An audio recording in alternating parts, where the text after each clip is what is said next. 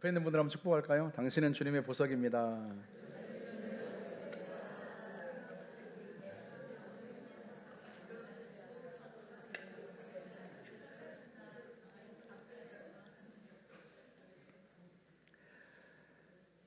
고대 왕들이 그렇듯이 다윗 왕도 아내가 여럿이다 보니까 배다른 자식들이 많았습니다.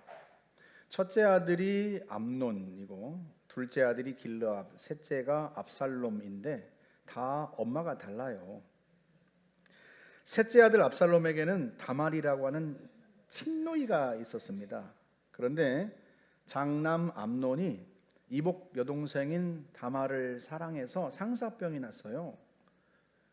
급기야 다말을 강간합니다. 그리고는 태도가 돌변해서 자기 앞에서 다말을 쫓아냅니다. 악한 거죠. 그로부터 2년 후에 다말의 친오빠인 압살롬이 잔치를 열고선 형제들을, 그러니까 왕자들을 다 그 잔치에 초대합니다. 다말을 강간했던 암논 역시도 그 자리에 참석했는데 압살롬은 미리 군사들을 매복시켰다가 그 잔치 자리에서 형 암논을 죽입니다. 그리고는 외가인 그술 땅으로 도망가요. 사실 그 잔치가 암논을 죽이려고 계획된 자리였던 거죠. 다윗이 첫째를 잃고 얼마나 마음이 아팠겠어요. 모든 아버지에게 첫째는 다 특별하단 말이죠. 그것도 셋째 아들이 첫째 장남을 죽인 사건이잖아요. 그러니 이 아버지 다윗에게는 굉장히 충격적인 사건이란 말이죠. 그는 날마다 장남 암논을 생각하면서 슬퍼했습니다. 그로부터 3년이 지났는데 형을 죽인 살인자이지만 압살롬도 여전히 자식이잖아요. 다윗이 셋째 아들 압살롬이 보고 싶은 거예요. 그걸 군대 장관 요압이 눈치를 챘습니다. 그래서 그는 다윗 왕에게 압살롬을 예루살렘 집으로 돌아오게 하자고 간청을 하고 다윗 왕의 허락을 받아냅니다.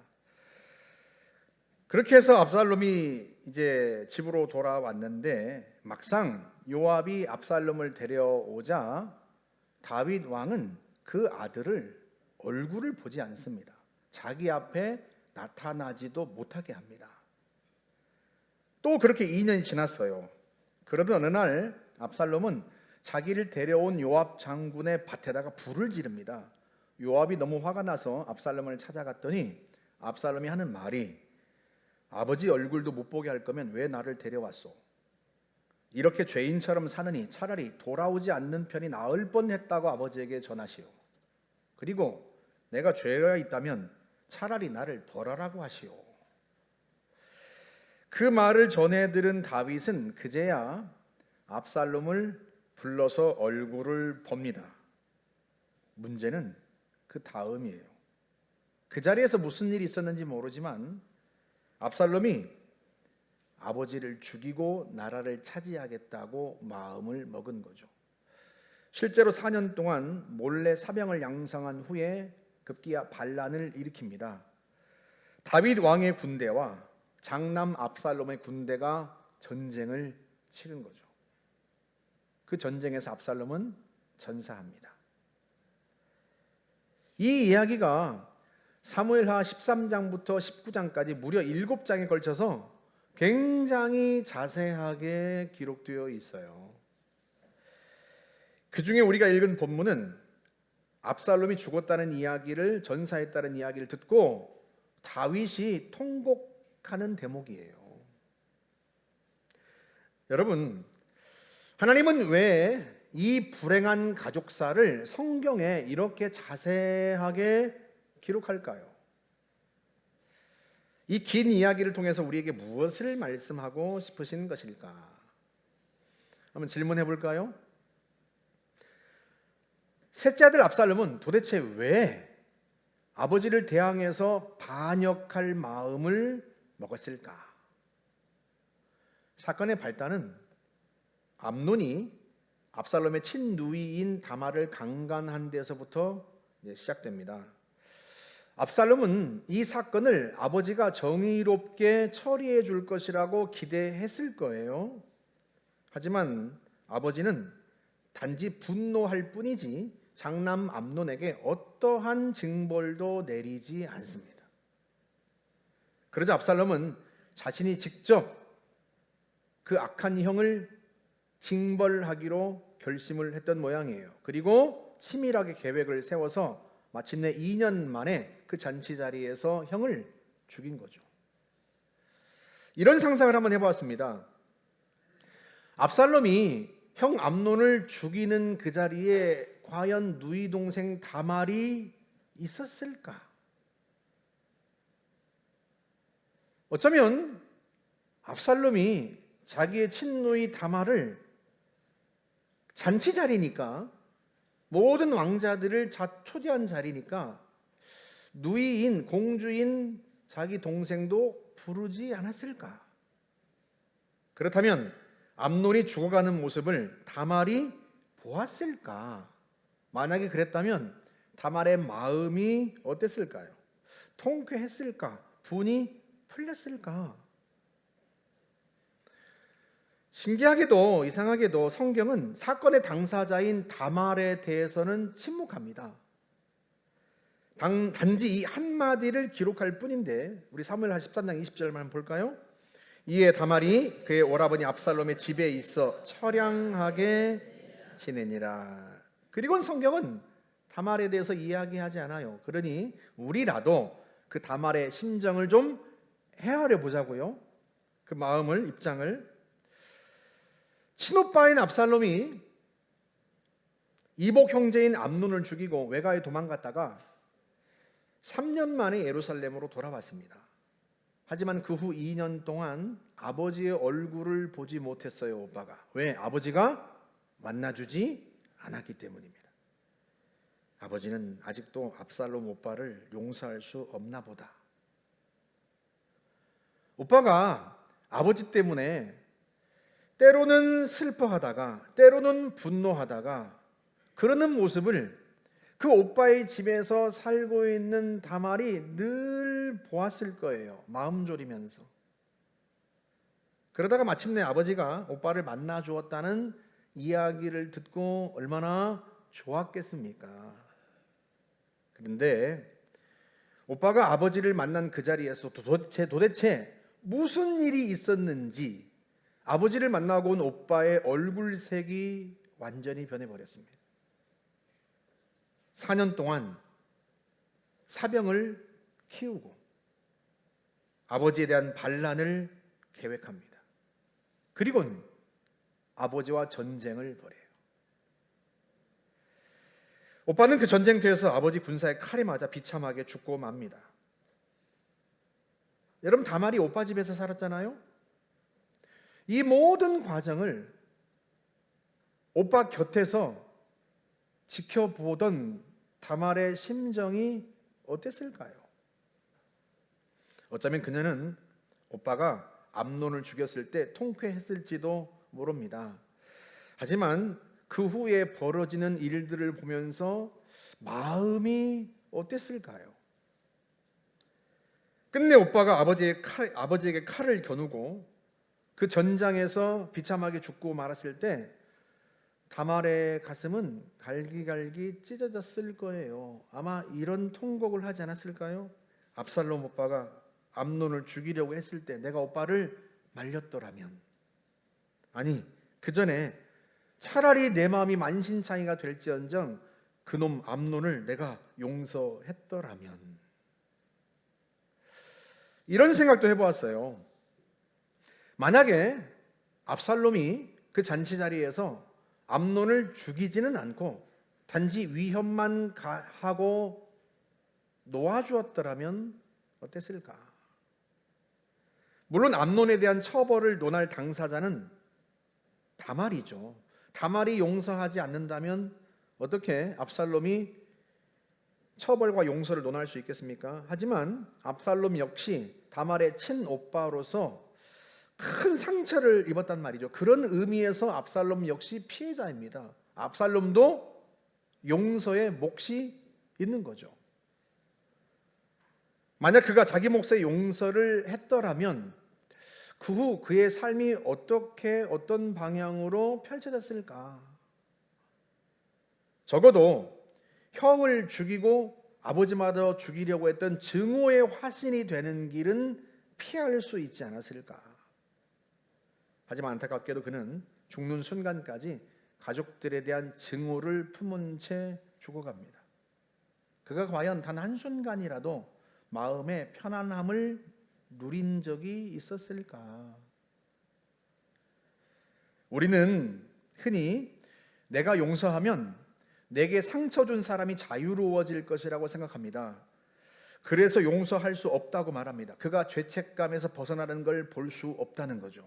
그런데 용서를 통해서 자유케 되는 가장 첫 번째 주인공은 내게 상처 준 사람이 아닙니다. 바로 나 자신이에요. 용서는 다른 누가 아니라 바로 나 자신을 미움과 증오와 분노로부터 자유케 합니다. 증오와 분노로 인한 자기 파멸로부터 우리를 건져냅니다. 한번 다윗을 보세요. 다윗은 장남을 죽인 셋째 아들을 용서할 수 없었습니다. 아니, 용서하기가 쉽지 않았을 거예요. 우리 사무엘하 13장 37절 한번 볼까요? 압살롬은 도망하여 그술 왕 달메에게로 갔고 다윗은 날마다 그의 아들로 말미암아 슬퍼하니라. 그는 매일 죽은 장남을 생각하며 슬퍼했습니다.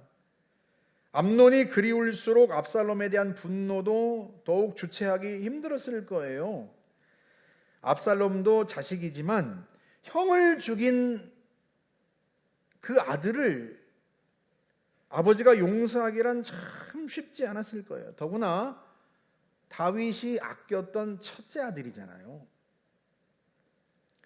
3년 후에 압살롬을 집에 돌아오게 허락은 했지만 끝내 압살롬의 얼굴은 보지 않았습니다. 왜? 용서가 안 되는 거죠.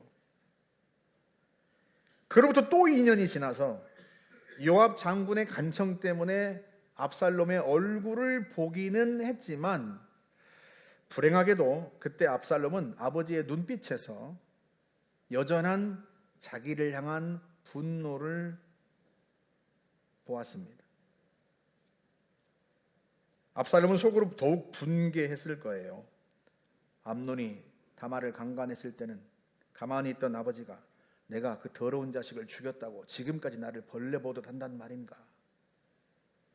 그리고 그 자리에서 그 아버지를 죽일 마음을 먹습니다.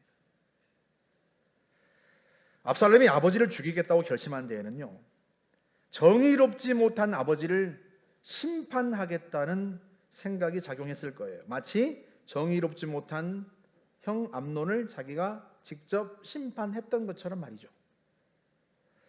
그런데 사랑하는 여러분, 만약에 압살롬이 아버지에게서 아버지를 대면한 그 자리에서 자기를 바라보는 그 눈빛에서 용서와 연민을 보았더라면 어땠을까요? 물론 용서하기란 여간 어려운 게 아닙니다. 우리가 그걸 잘 알죠.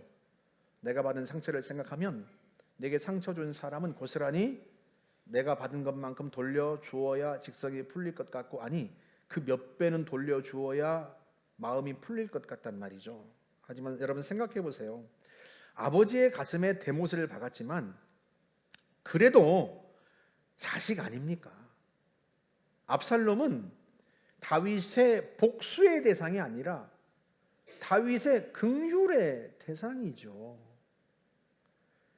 그런데 끝내 다윗은 그 자식을 용서하지 못한 거예요. 그는 압살롬이 자기를 대항하여 반역을 일으킨 후에야 자신이 얼마나 어리석었는지를 비로소 깨닫습니다. 아들이 전장에서 비참하게 칼에 맞아 죽고 나서야 자기가 아들을 용서하지 못한 것을 뼈저리게 후회합니다. 우리가 읽은 그 본문은 그 다윗의 후회가 담긴 구절이에요. 우리 다시 한번 읽어볼까요? 왕의 마음이 심히 아파 문 위층으로 올라가서 우니라. 그가 올라갈 때 말하기를 내 아들 압살롬아, 내 아들 압살롬아, 차라리 내가 너를 대신하여 죽었다면 압살롬 내 아들아 하였더라. 사랑하는 여러분, 성경에서 가장 안타까운 가슴 아픈 장면이 있다면 바로 이 장면일 거예요. 왜 자식이 죽고 나서야 용서할 마음을 먹습니까? 왜 자식의 인생이 파멸로 끝나고 나서야 용서하지 못한 것을 후회합니까? 그가 조금만 더 일찍 용서할 마음을 먹었더라면, 아니 용서하려고 노력했더라면 아들을 둘이나 잃는 고통은 면하지 않았을까요? 물론 형을 죽인 동생은 아버지에게 사랑받을 자격이 없는 아들입니다. 여러분, 그러나 압살롬에게도요, 암논은 불쌍히 여김받을 자격이 없는 형이에요.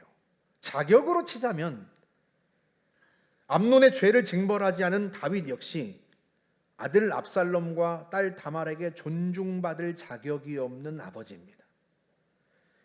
이들은 모두 서로에게서 긍휼과 자비, 존중과 사랑을 받을 자격이 없는 형제요, 아들이요, 아버지입니다. 그래서 용서하지 않았습니다. 그래서 불쌍히 여기지 않았고, 그래서 자비를 베풀지 않은 채 칼로 징벌했습니다.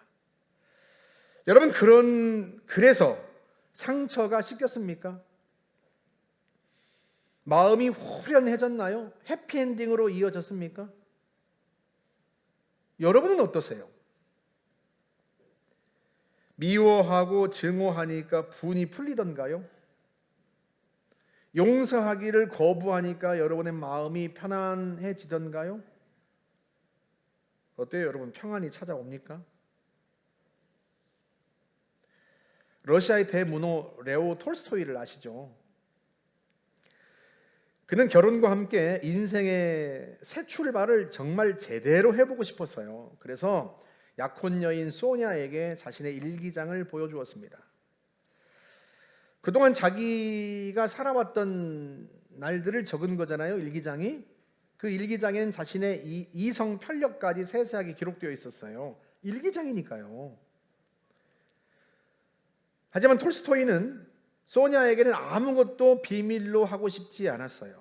결혼하기 전에 과거를 씻고 용서받은 뒤 정말로 행복한 결혼 생활을 하고 싶었던 거죠. 그래서 일기장을 보여준 거예요.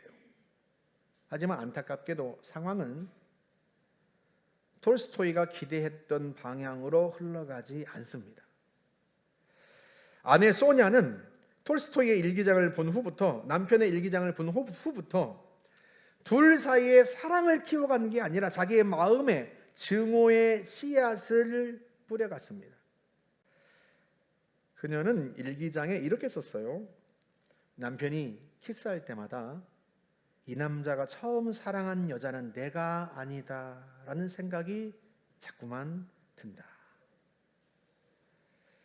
남편이 결혼한 후에 방탕한 결혼 생활을 한 게 아니에요. 그건 결혼 이전의 모습이죠. 남편은 결혼 후에 오로지 가정에 충실했습니다. 심지어 톨스토이는 결혼과 동시에 교육 활동도 그만두었어요. 그가 교육자로서의 삶을 얼마나 중요하게 여겼는지 모릅니다. 농민들의 열악한 교육 상태에 관심을 갖게 된 후에 농민들의 자녀를 교육하기 위해서 학교도 직접 세웠어요. 자신이 개발한 교육 이론을 수록한 교육 잡지를 발간했고 교과서도 집필했습니다. 그렇게 10년 이상 공들인 교육 활동을 결혼과 함께 과감하게 그만둔 거예요. 그리고 15년 동안 오로지 결혼 생활에만, 가정 생활에만 전념했습니다. 톨스토이에게 이 기간은 인생에서 가장 행복한 기간이었어요. 전쟁과 평화라는 그 위대한 작품도 이 시기에 집필한 겁니다. 하지만 소냐는 결혼 전 남편의 방탕한 생활이 용서가 되지 않았어요. 일기장에 이렇게 썼습니다. 남편을 죽였다가 다시 똑같은 사람으로 되살려낼 수만 있다면 1000번이라도 그렇게 할 텐데. 심지어 결혼하고 나서 40여 년이 지난 1909년 1월 14일자 일기에 이렇게 썼어요. 남편은 저 음탕한 소장농 여자의 탄탄한 몸매와 그을린 다리를 은근히 즐기고 있다. 전현도 옛날처럼 거리낌 없이 남편을 유혹하고 있다. 소냐가 말한 그 소장농 악시냐는 그때 나이가 이미 80이 넘은 할머니였어요. 용서하지 못한 마음이 반세기 동안이나 그녀의 눈을 멀게 하고 남편을 향한 애정을, 자기를 향한 남편의 애정을 무참히 짓밟은 거죠. 남편과 충분히 행복할 수 있었는데 용서하지 못한 마음 때문에 그녀 스스로가 자기 인생 전체를 불행하게 만들고 말았습니다. 그녀의 인생의 비극은 상처에서 비롯된 것이 아니에요. 용서의 부재에서 비롯된 것입니다. 설교 서두에서 이런 질문을 드렸어요. 하나님은 왜 불행한 가족사를 성경에 이렇게 길고 자세하게 기록하셨을까? 하나님이 우리에게 용서 없는 가족의 비극적인 결말을 보여주시려는 것 아니겠습니까? 그리고 우리에게 말씀하시는 거죠. 내 아들들아 딸들아, 용서만이 살 길이다. 너와 네 가족의 행복은 용서의 땅 위에서만 지어지는 집이다. 우리는 늘 하나님께 은혜를 받았다고 말합니다. 여러분, 은혜가 무엇입니까? 받을 자격 없는 사람에게 베푼 자비, 받을 자격 없는 사람에게 베푼 긍휼, 받을 자격 없는 사람에게 베푼 사랑, 그게 은혜입니다. 그 은혜의 다른 이름이 바로 용서예요. 용서란 받을 자격 없는 자에게 베푼 자비란 말이죠. 그 용서가 붉고 선명하게 나타나는 곳이 바로 십자가입니다. 사랑하는 여러분, 우리는 심판받아 마땅한 죄인이었습니다. 하나님이 굳이 내 일기장을 들춰보지 않으셔도 우리가 얼마나 악하고 얼마나 마음이 부패한 사람인지 너무나 잘 아십니다. 그런데 하나님은 심판받아 마땅한 우리를 심판하지 않으셨어요. 대신 십자가 위에서 독생자 예수 그리스도를 징벌하셨습니다. 자기 자신을 징벌하신 거죠. 그리고는 우리에게는 용서를 베푸셨습니다. 받을 자격 없는 자에게 베푸신 용서와 은혜가 저와 여러분을 죄와 심판으로부터 구원하고 건져내는 거예요. 저는 지금껏 살아오면서 여러 차례 아내에게 용서를 구했습니다. 한 번은, 그중 한 차례는 무릎을 꿇고 용서를 빈 적도 있어요. 무슨 일인지는 궁금해하지 마시고. 큰아들이 초등학교 5학년 때에도 큰아들에게 진심을 담아서 용서를 구하기도 했습니다. 제가 제 아내와 아이들에게 용서를 구했던 것은 다른 이유 때문이 아니에요. 제 아내와 아이들이 정말로 행복하기를 원했기 때문입니다. 남편에 대한 상처 때문에, 아버지에 대한 상처 때문에 이들이 날개를 펴지 못한다면 그것처럼 제게 가슴 아프고 안타까운 일이 어디 있겠습니까? 그것보다 남편인 저에게, 아버지인 저에게 고통스러운 일은 없는 거죠. 그래서 아이에게, 아내에게 마음을 담아서 용서를 구한 거죠. 저는 주님이 처음 저를 찾아오셨을 때에도 그런 마음이셨을 거라고 생각을 했어요. 제가 죄 때문에 날개가 꺾인 채 인생을 날아오르지 못한다면 주님이 마음이 얼마나 아프셨을지, 주님이 저를 찾아오시고 나서 그 마음을 조금은 헤아리는 거죠. 그래서 주님은 저를 찾아오시고 고집스러운 저를 품에 안으시고 지금껏 기꺼이 용납하시고 또다시 용서하시고 다시 품으시고, 그 사랑과 그 은혜, 그 용서 때문에 제가 살았고 지금도 살고 있습니다. 받을 자격 없는 자에게 베푸신 그 은총과 용서, 사랑 때문이죠. 사랑하는 여러분, 우리가 하나님께 받은 그 은혜와 용서가 제일 먼저는 우리 가정에도 흘러가야 하지 않겠습니까? 그러니 이 가정의 달 5월이 지나가기 전에 정말로 진심을 담아서 형제에게, 자녀에게 또는 부모님께 용서를 구하시면 좋겠어요.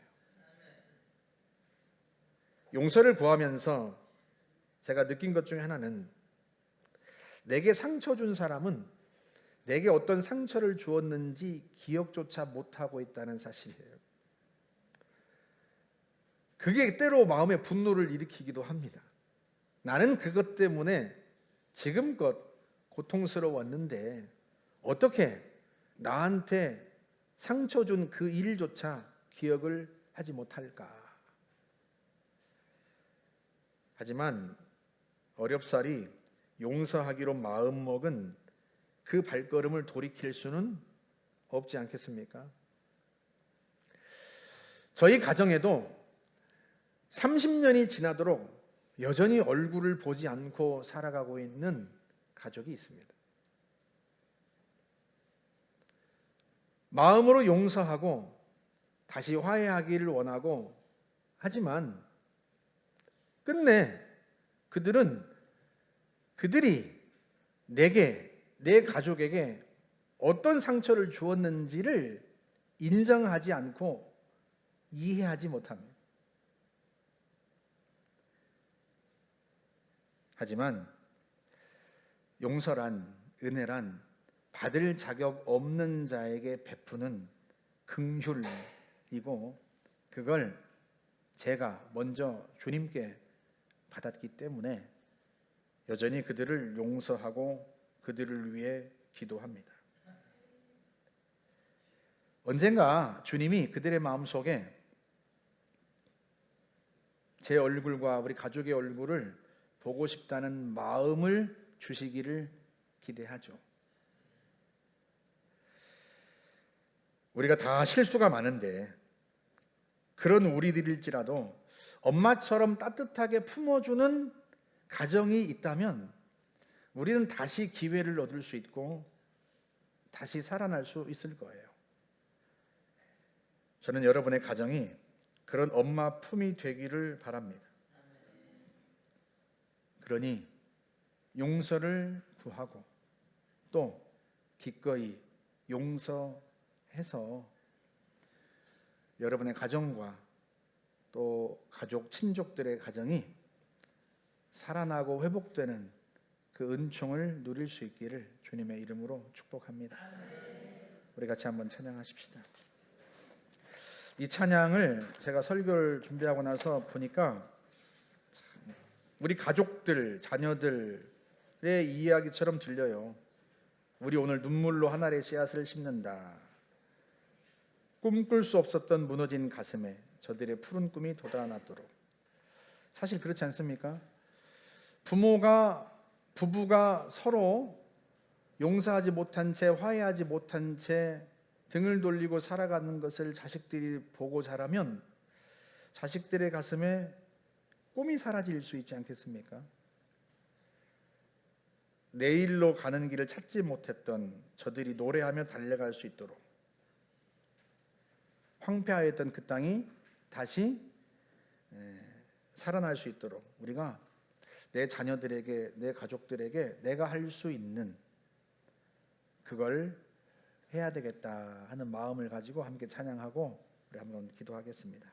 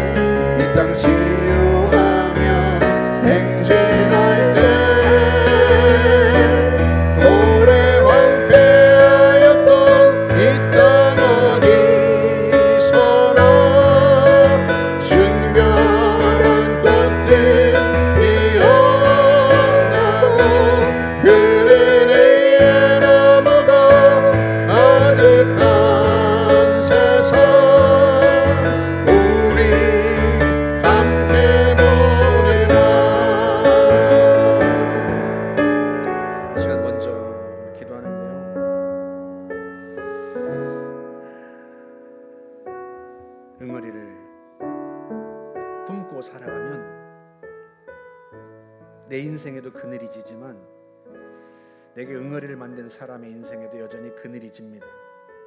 여러분 기억하십니까? 하나님이 아브라함을 부르셨을 때 너를 축복하는 자는 내가 복을 주고 너를 저주하는 자에게 내가 저주하리라. 우리가 아브라함의 자손이잖아요. 그러니 우리가 용서하지 못하고 응어리를 풀지 못하면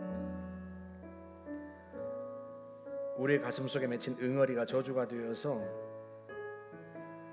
우리의 친족, 우리의 가족들을 짓누를 거예요. 그는 여전히 자기가 뭘 잘못했는지 모를 수 있고, 그렇지만 우리도 주님 앞에 그러지 않습니까? 나 역시도 용서받을 자격 없는, 주님의 긍휼을 받을 자격이 없는 자였던 것 주님도 아시고 그런 나를 위해서 친히 자신이 십자가를 지시지 않았습니까? 이 시간 우리가 용서하는 기도를 해보십시다. 주님께 내 마음이 잘 허락하지 않지만 주님께 순종하는 마음으로 용서하겠습니다. 내가 말로 용서를 선포하겠습니다. 또 기회가 된다면 용기를 내어서 만나서 용서하겠노라고 말하겠습니다. 그 자리에서 그 용서가 받아들여지지 않고 오히려 나를 더 분노하게 하는 일들이 일어날지라도 용서를 선언하고 시도해 보겠습니다. 아직도 마음에 용서하지 못한 내 자식, 내 형제 또는 내 부모, 이 시간 주님 앞에서 용서합니다. 주님, 우리를 불쌍히 여겨주십시오. 이 시간 같이 한번 주님 앞에 함께 기도하도록 하겠습니다. 자비로우신 하나님 아버지,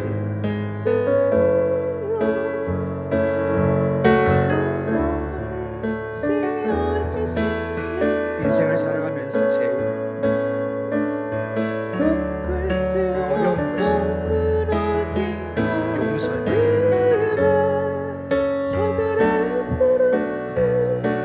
용서하기로 수없이 마음 먹지만 정작 그 당사자가 내가 얼마나 상처받았는지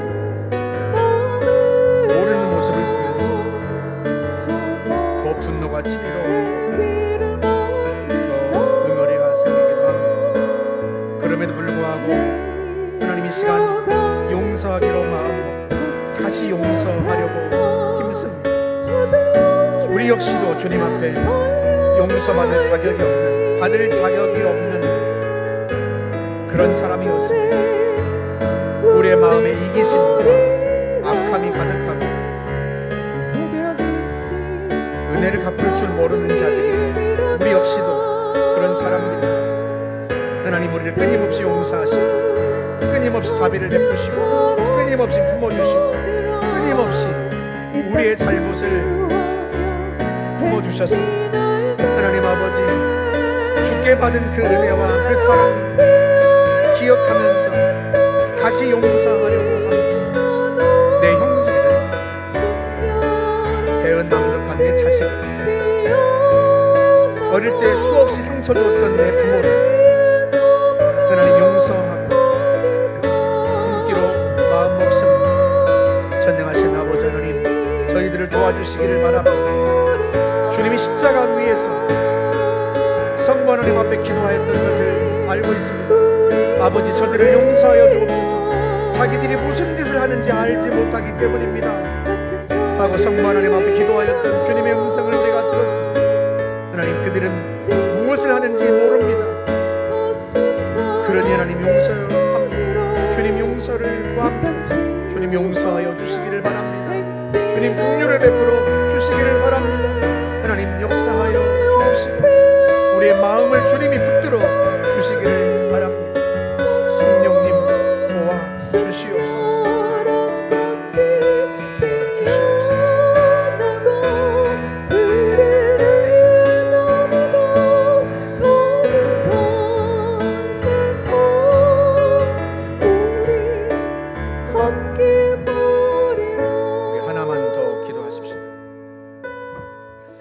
주님은 우리를 너무 잘 아세요. 주님이 우리를 지으셨잖아요. 그래서 주님이 마태복음 10장에서 그런 말씀을 합니다. 사람의 원수가 자기 집안 식구다.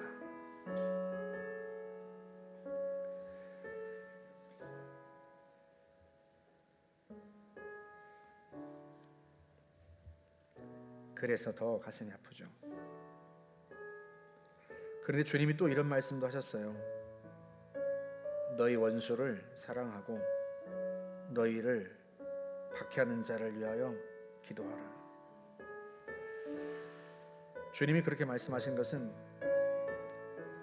우리가 다윗 같은 인생의 전체를 되밟지 않게 하시려는 뜻 아니겠습니까? 이 시간 우리가 주님의 말씀에 순종하여서 축복해 보십시다. 배은망덕한 그 자식 하나님 건강하게 하시고 하는 일이 잘 되게 하시고 행복하게 해주십시오. 축복해 보십시다. 내게 수없는 상처를 주었던 내 부모, 내 아버지, 하나님 내 부모가 행복하게 해주십시오. 건강하게 해주십시오. 마음에 평안이 임하게 해주십시오. 복을 받게 해주십시오. 기도해 보십시다. 내 형제, 정말로 사랑이라고 눈꽃만큼도 없고 이기적이고 매몰찬 내 형제, 주님 말씀 따라서 집안 식구 중에 원수이지만 축복하면서 기도해 보십시오. 주님, 내 형제를 잘 되게 해 주십시오. 하는 일이 형통하게 해 주십시오. 복되게 하여 주십시오. 주님이 말씀하시잖아요. 복을 받을 자들이 없으면 그 복이 너희에게로 돌아오리라. 그러나 그들이 복을 받을 수 있도록 우리가 진심을 담아서 이 시간 주님의 말씀대로 우리의 자식을, 부모를, 형제를, 친족을, 원수 같은 그들을 이 시간 축복하면서 우리 같이 한번 주님 앞에 함께 기도하겠습니다. 자비로우신 하나님 아버지, 주님의 말씀에 순종해봅니다.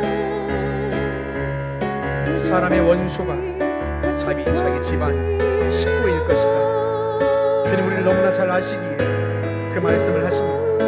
하지만 우리가 다윗 같은 전철을 밟지 않게 하시려고 주님 또 이어서 말씀을 하십니다. 원수를 사랑하고 너희를 박해하는 자를 위하여 축복하고 기도하라. 하나님 아버지, 잘 되게 하여 주시기를 바랍니다. 건강하게 하여 주시기를 바랍니다. 하는 일들이 형통하게 하여 주시기를 바랍니다. 그가 하는 일이 망하고 잘못되었습니다. 하나님, 그러나 그걸 보고 통쾌하게 여겼던 마음을 회개하고 이 시간 하나님 말씀 순종하여 축복하며 기도합니다. 다시 일어서게 하여 주십시오. 다시 잘되게 하여 주십시오. 형통하게 하여 주십시오. 복을 받게 하여 주십시오. 전능하신 하나님 아버지, 그래 어느 날 그가 하나님께서 나의 기도를 들으시고 자신을 축복하시고 용서하셨음을 깨닫는 순간이 올 수 있도록 바랄 뿐입니다.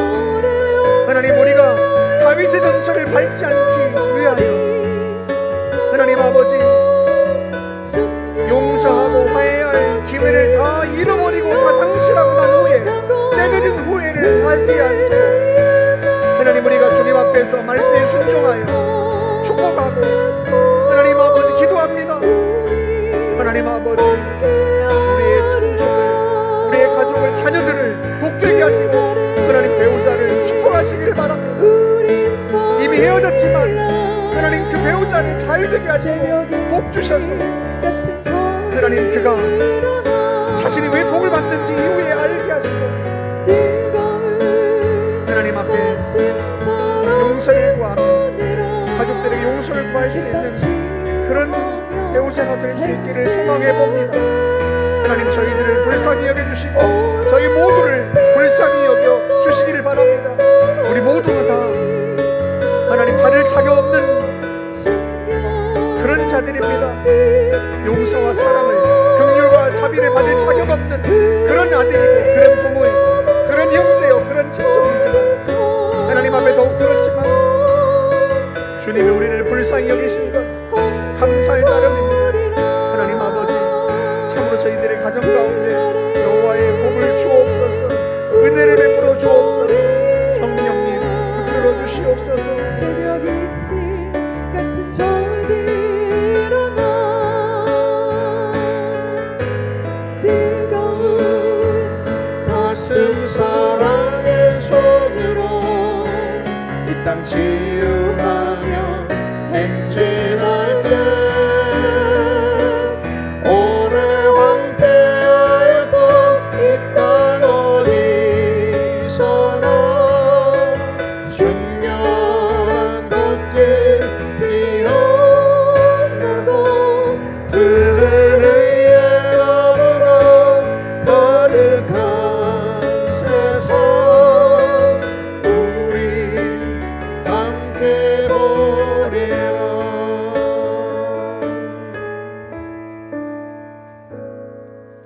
하나님 아버지, 주님 저희를 불쌍히 여겨주시기를 바랍니다. 여기 서 있는 이 부족한 종도 사촌들의 소식을 듣습니다. 집안이 망하고 하는 일이 망해서 거지꼴로 살아간다는 소식을 듣습니다. 누이는 알코올 중독에, 도박 중독에 빠져 그 인생을 탕진하고 있다는 소식을 듣습니다.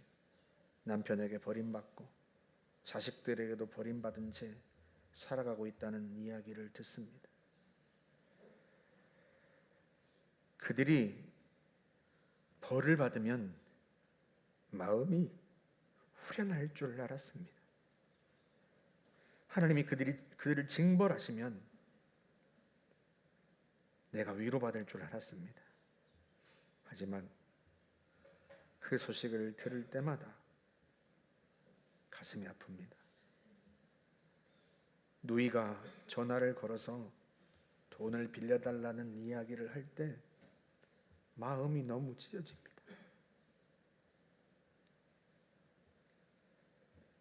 아버지,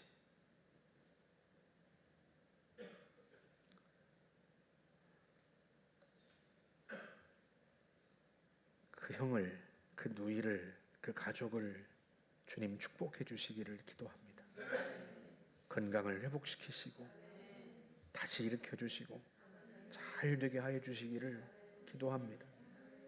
여전히 자신들이 무슨 짓을 저질렀는지 모르지만 그럼에도 불구하고 하나님 아버지, 그들이 잘 되기를 기도하고 하나님 그들을 축복하여 주시기를 기도합니다. 좋으신 하나님, 끝내 그들이 우리 가족들에게 어떤 상처를 주었는지 모른 채 세상을 떠난다 해도 하나님 아버지, 저는 주님 말씀에 순종하겠습니다. 늘 축복하고 늘 기도하겠습니다. 그러하오니 전능하신 아버지, 주님께서 그들에게 복을 주시고 그들을 회복시키시고 다시 살려주시고 역사해 주시기를 바랍니다. 30년이 넘도록 보지 못했던 그 얼굴을 다시 보고 하나님 웃을 수 있는 날을 주님 앞에 소망해 봅니다. 주님, 저희들을 불쌍히 여겨 주옵소서. 어찌 저뿐이겠습니까? 이 자리에 있는 사랑하는 성도들, 말을 할 수는 없어도, 말을 하지 못해도 얼마나 가슴 아픈 이야기들을 안고 살아가겠습니까? 하나님, 그러나 주님의 말씀에 순종하여 축복하고 용서하기로 결단하는 것을 주님 기억하여 주시고 주님께서 한 분 한 분의 마음에 큰 위로와 격려를 허락하여 주시기를 바랍니다. 우리 역시도 주님께 은총 받을 자격 없고 사랑과 자비를 받을 자격 없는 자들이지만 주님, 우리를 불쌍히 여겨 우리의 죄짐을 짊어지시고 고난당하신 걸 알고 있습니다. 그렇게 우리를 용서하시고 우리를 구원하여 주신 것 감사할 따름입니다. 좋으신 아버지, 우리가 부족하지만 힘이 모자라지만 그럼에도 불구하고 주님의 말씀에 순종하여 주님 길을 따라가 보려고 합니다. 주님, 저희들을 도와 주시옵고 주님께서 우리 힘으로 할 수 없는 놀라운 화해와 회복의 역사가 우리의 가정, 가족, 친족들에게 일어나게 하여 주옵소서. 함께 하실 줄 확신합니다. 주님을 의지하오며 예수님의 이름으로 기도하옵나이다. 아멘.